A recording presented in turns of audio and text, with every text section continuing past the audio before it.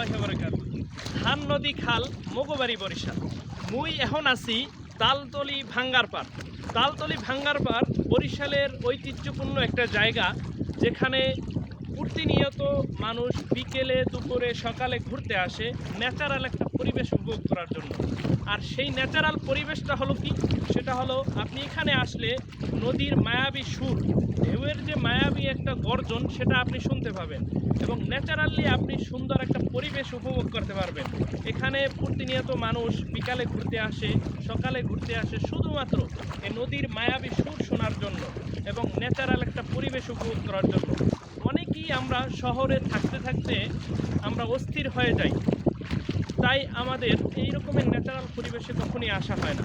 তাই আমি আপনাদেরকে বলবো, আপনারা যদি ন্যাচারালি একটা সুন্দর পরিবেশ উপভোগ করতে চান, তাহলে আপনাদের জন্য তালতলি ভাঙ্গার পার হয়ে যেতে পারে একটা সুন্দর মুহূর্তের জায়গা।